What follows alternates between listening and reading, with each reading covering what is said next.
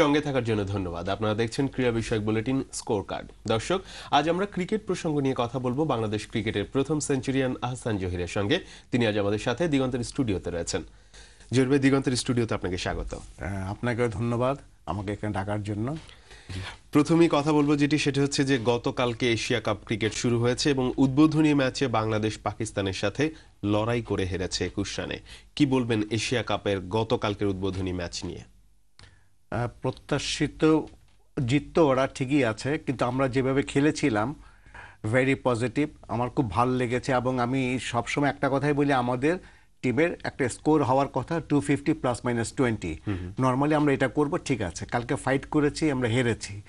মানুষের দর্শক যারা ছিলেন বা টেলিভিশনে বা সরাসরি যারা দেখেছেন, ওরা খুব অ্যাপ্রিসিয়েট করেছে যে আমাদের অ্যাপ্রোচটা কী ছিল।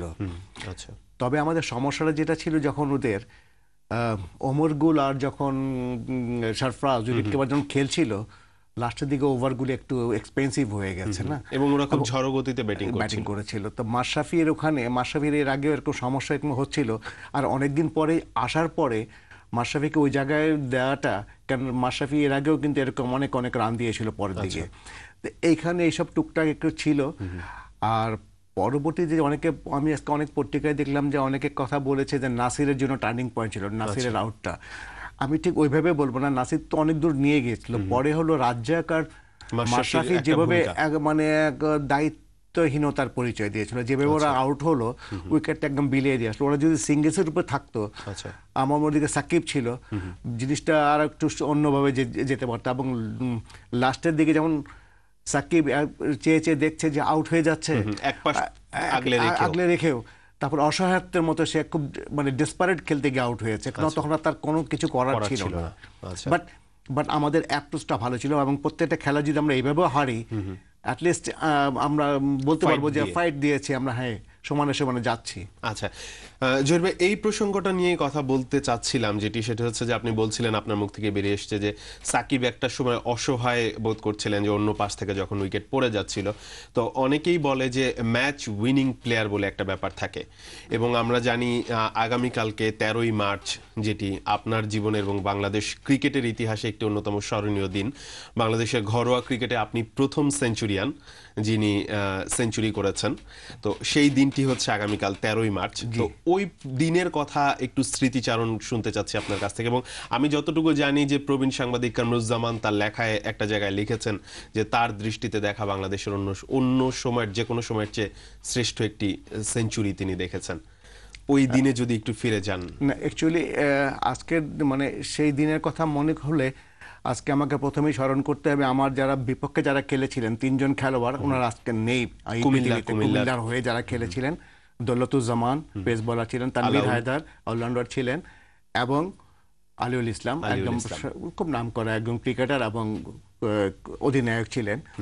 তাদের প্রতি আমার শ্রদ্ধা। এবং তখন বজলু ভাইয়া ছিলেন আমাদের আম্পায়ারিং করতেন, এবং বিমান টিমের ক্রিকেট কোচ ছিলেন, উনিও নেই। আর সদ্যপ্রয়াত আমাদের চিফ এক্সিকিউটিভ অফিসার ছিলেন যে বিসিবির মঞ্জুর আহমেদ, হ্যাঁ, তার প্রতি আমার শ্রদ্ধা।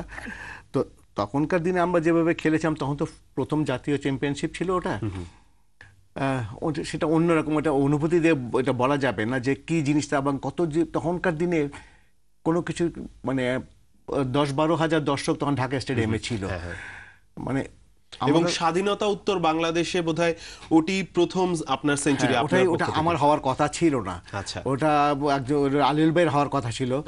কোনো এক অসুন্দর ক্রিকেটের জন্য ওটা আমার কাছে চলে এসছে, যদিও এর মধ্যে আমার কোনো সম্পৃক্ততা ছিল না, বাট এটা আমার কাছে চলে এসছে।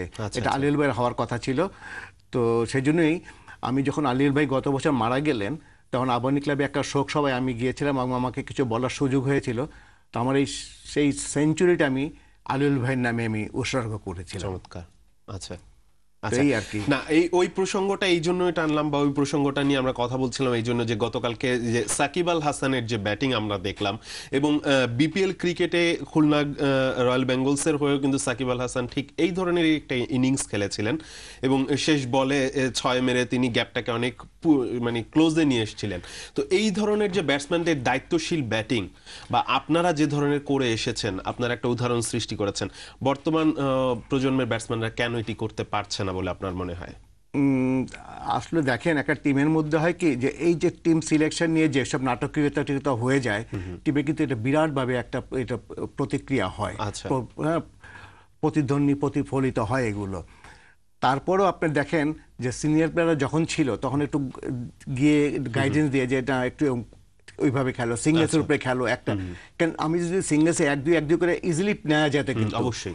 এবং আমি তো মানে কালকে আমি মাশরাফির আউটটা আমি কোনোভাবেই দেখি না। আপনি খেলছেন কার এগেনস্টে? পাকিস্তান। পাকিস্তান কে বোলার কে? আজমল।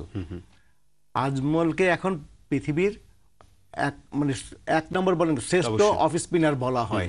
ওরা আপনাকে দেখে দেখে ওরা আপনাকে ওই যে বলটা যেভাবে দিয়েছে স্লোয়ার, সে সমীহ করে খেলা সে বোলারকে। রাউন্ড উইকেট এসে বোলিং করছে, সে দেখছেন, তো আপনি তো ওকে উড়িয়ে দিতে পারেন না, তাই না? আচ্ছা।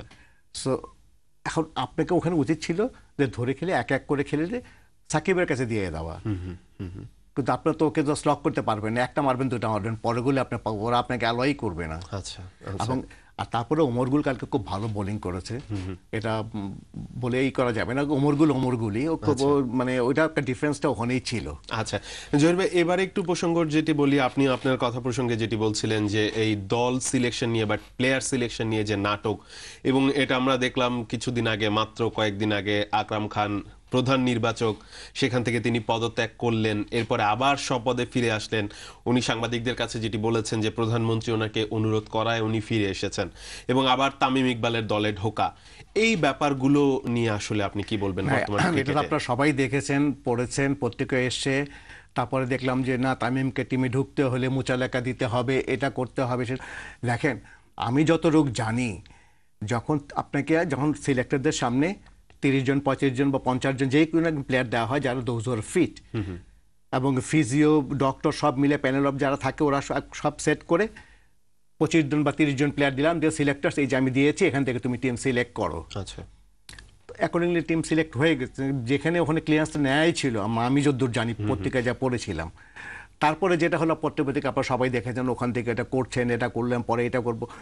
আমার কথা হলো কি, যার যেখানে যেটা দরকার, যাকে যা দায়িত্ব দেওয়া হয়েছে সেই সব জায়গা থেকে যদি সেই সব যে করা হয় সেটাই মনে হয় বেটার। আচ্ছা। আমার তো মনে হয় না যে সিলেকশনের ব্যাপারে বোর্ড প্রেসিডেন্টের এম করে আসাটা সমীচীন কি না সেটাও আমাদের ভেবে দেখতে হবে। এবং আমি প্রায়শই অনেক জায়গায় বলি যে আমাদের ক্রিকেট নিয়ে না, আমাদের অর্জন কিন্তু 3টা আমাদের বাংলাদেশে: ভাষা আন্দোলন 52, 71-এর স্বাধীনতা, আর অর্জিত জিনিসের মধ্যে এই ক্রিকেটটা।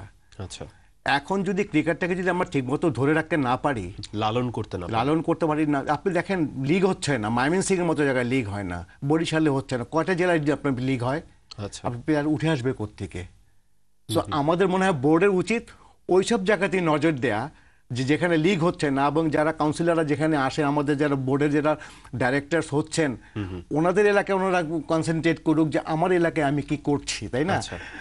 সবাই ওদিকে বোর্ডের নজর দেওয়া উচিত। ঘরোয়া ক্রিকেটের দিকে ঘরোয়া ক্রিকেট থেকে না, প্লেয়ার উঠে আসবে তো ওখানে, নার্সিং তো ওখান থেকে করতে হবে। আর ওখান থেকে যখন আসবে, আর সিলেক্টরদের কাজ সিলেক্টররা করুক, খেলোয়াড়দের কাজ খেলোয়াড়রা করে যাবে, আমি যেটা মনে করি। আচ্ছা, তো বোর্ড প্রেসিডেন্টের কথা প্রসঙ্গে বলছিলেন আপনি, তো বোর্ড প্রেসিডেন্ট সম্পর্কে আমরা এর আগেও শুনেছি অনেক প্লেয়ারদের কাছ থেকে, এবং খুব রিসেন্টলি আপনাদের যে ক্রিকেটার্স ওয়েলফেয়ার অ্যাসোসিয়েশন আছে, কোয়াব, আপনারা প্রেস ক্লাবে একটা সংবাদ সম্মেলন করে ক্রিকেটারদের যে খর্ব করা হয়েছে, তাদের প্রতিনিধিত্ব খর্ব করা হয়েছে, এটার ব্যাপারে আপনারা তীব্র প্রতিবাদ জানিয়েছেন, এবং বোর্ড প্রেসিডেন্টের ব্যাপারে আপনারা কিছু বক্তব্য তুলে ধরেছেন। এই প্রসঙ্গটা একটু জানতে চাচ্ছিলাম। না, ব্যাপারটা হলো কি, আমি ছিলাম ক্রিকেটার, আমি ক্রিকেট নিয়ে আমার যতটুকু মায়া হবে, যে ফুটবল খেলবেন বা হকি খেলবেন, তার সম্বন্ধে বেশি মায়া হবে? অবশ্যই নয়। সন্তানের জন্য মার যা কষ্ট হবে, বাবা মার যে কষ্ট হবে, চাচার তো সেই কষ্টটা হবে না, বা খালুর তো সেই কষ্টটা হবে না, তাই না? সো আমার ক্রিকেট নিয়ে যে আমাকে যদি ভাবতেন, আর এটা হলো একটা টেকনিক্যাল খেলা। অবশ্যই। আপনি দেখেন, পাকিস্তান টিম যখন লাস্টে ট্যুর করে গেল, আমার একটুখানি কথা বলার সুযোগ, স্টেডিয়ামে গিয়ে কথা বলার সুযোগ হলো, যে আমি পাকিস্তানি স্পিনারের এগেনস্টে আমি টার্নিং উইকেট বানিয়েছি, কারণ আমি সুবিধা পাবো। আরে ভাই, আমি যে সুবিধা পাবো, আমার ব্যাটসম্যানরা কী করবে সেই চিন্তা আমি তো করলাম না। ইনস্ট্রাকশনটা কে দিয়েছেন? শ্রীলঙ্কান কিউরেটর এখানে। তো উনি বললেন যে হ্যাঁ, he had been advise by এইভাবে করার জন্য বলেছিল, তো উনি ওইভাবে করেছেন। তাহলে এখন কথা হলো, টেকনিক্যাল যে ব্যাপারগুলো আছে, আমার টিম তো ওখানে তো অসহায়ের মতো দাঁড়িয়েছিল, আজমল, হাফিজ অ্যান্ড আব্দুর রহমানের এগেনস্টে। তাহলে আমার কথা হলো ক্রিকেটাররা যারা টেকনিক্যাল পার্সন দেখবেন ওরা টেকনিক্যালি ওরা করে যাক, আচ্ছা এবং উইকেটটা না আপনার ফ্রেন্ডলি উইকেট হতে হবে। আচ্ছা কারণ আমার প্লেয়ার যদি স্কোর করতে পারে কনফিডেন্স লেভেল বেড়ে যাবে। আমি যদি ওই 78, 72 আর এইসব ওই 58-তে বুকড হয়ে যাই, তাহলে কিন্তু ক্রিকেটের জন্য এটা শুভকর হবে না। আচ্ছা, এক্ষেত্রে তাহলে কোয়াবের পক্ষ থেকে, আপনি নিজেও একজন কোয়াবের মেম্বার, এবং সেক্ষেত্রে আপনি সিনিয়র প্লেয়ার বা আপনাদের মতো যারা রকিবুল ভাই রয়েছেন বা অন্য যারা রয়েছেন, লিপু ভাই রয়েছেন, ওনাদের মতো আপনাদের মতো সিনিয়র প্লেয়ারদের আসলে কোয়াবের পক্ষ থেকে মূল দাবিটা কি সরকারের কাছে? না, আমাদের দাবি হলো যে সবাইকে, আমরা বলি না যে ওরা সরে যাও, সবাইকে নিয়ে আমি অনেকখানেই বলেছি এটা, যে একটা জাতীয় ক্রীড়া নীতি করো, ক্রিকেটকে নিয়ে ভাবনা চিন্তা একটা গোল টেবিল বৈঠক করো, আচ্ছা কিভাবে কি করা যায়। কারণ আমরা তো উন্নয়ন যদি চাই, সবাইকে নিতে অসুবিধা কোথায়? কাউকে বাদ দিয়ে তো উন্নয়ন করা যায় না। আমি সব জিনিস ভালো পারি এটা তো ঠিক ভাবাটা ঠিক না। কারণ আপনার মাথা থেকেও ভালো কিছু আসতে পারে, অমুকখান থেকে ভালো সাজেশন আসতে পারে। তো আমরা সেইভাবে চিন্তা করে সমন্বয় আমরা বলি যে একসঙ্গে গোল টেবিলে বসে আপনি যদি না তুমি বলো কি চাই, ওটা দিলে কিছু হবে না, সামনে বসবো, হ্যাঁ আমি এটা বলেছি, কেন বলেছি এটা তুমি জাস্টিফাই করো, আই উইল জাস্টিফাই।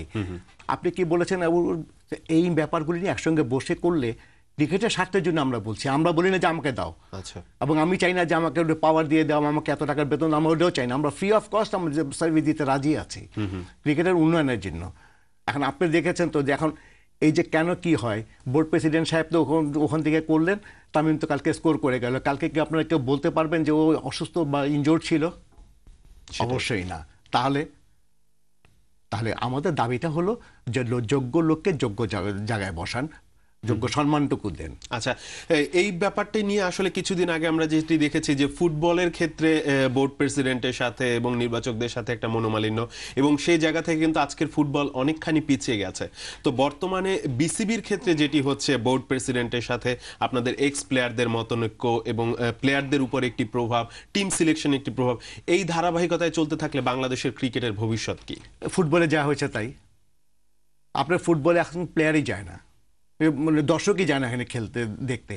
কেন পারছে না? ওদের একটা ভিশন থাকতে হবে, দূরদৃষ্টি সম্পন্ন কিছু লোক থাকতে হবে, আপনার প্রজেক্টের কিছু করতে হবে, যে আমি এত বছর প্ল্যানিং থাকতে হবে, আমি এইভাবে আমি যাব, আমি এই ওই অমুক সালে আমি এটা করবো, প্ল্যানিং করে আপনাকে আগাতে হবে। ওই ফুটবলে কি হয়েছিল, খেলতাম, হচ্ছে লিগ টিগ, কিন্তু আমার টার্গেটটা কি, আমার কি আমি করতে চাচ্ছি, আমি এশিয়াতে কত নাম্বারে যাবো, হ্যাঁ টার্গেটটা কি আমার, তো আমি কি অ্যাচিভ করবো সেগুলো আপনাকে জানতে হবে। তো আপনার গোল ফিক্স আপ না করে আপনি খালি গেলেই তো হবে না, খেললাম তাহলে হবে না। আপনাকে এখন চিন্তা করতে হবে, আমি যেটা মনে করি ক্রিকেট নিয়ে, যে আমাকে এখন 2000 যে এইবারে পারবো না আমি, হ্যাঁ এই ওয়ার্ল্ড কাপ পারবো না, হয়তো তারপরে ওয়ার্ল্ড কাপে হ্যাঁ আমি 4 জনের মধ্যে আসতে চাই বা 3 জন, মানে একটা টার্গেট আপনাকে সেট করতে হবে। তাহলে আপনি কোনো লাভ নেই, কারণ আপনার গোল নাই, কোনো কিছু নিয়ে আপনি খেলছেন, তাহলে লাভ হবে না, কোনো কিছুই হবে না। আচ্ছা, জহির ভাই, আপনাকে অসংখ্য ধন্যবাদ দিগন্তের স্টুডিওতে এসে আপনার অনেক মূল্যবান কথা বলার জন্য, এবং আমরা আশা করব আগামীকাল 13ই মার্চ আপনার জীবনের একটি অন্যতম সেরা দিন, স্মরণীয় দিন, এবং বাংলাদেশ ক্রিকেটের ইতিহাসে একটি স্মরণীয় দিন। প্রথম সেঞ্চুরিয়ান হিসেবে হাসান জহিরের নাম স্বর্ণাক্ষরে লেখা থাকবে ক্রিকেটের ইতিহাসে। ধন্যবাদ আপনাকে, দিগন্ত টেলিভিশন এবং দর্শক শ্রোতা যারা আছেন, আমাদের ক্রিকেটের সর্বাঙ্গীন সহযোগিতার জন্য আপনাদের সবসময় সহযোগিতা এবং উপদেশ আমরা কামনা করি, আশা করি। ধন্যবাদ সবাইকে। দর্শক, ক্রিকেট প্রসঙ্গ নিয়ে আমরা কথা বলছিলাম বাংলাদেশ ক্রিকেটের প্রথম সেঞ্চুরিয়ান আহসান জহিরের সঙ্গে। এরই সাথে শেষ করছি আমাদের আজকের আয়োজন। স্কোর কার্ড প্রচারিত হয় প্রতি সোম ও বৃহস্পতিবার বিকেল 4টা 30 মিনিটে। দেখার আমন্ত্রণ রইল। আল্লাহ হাফেজ।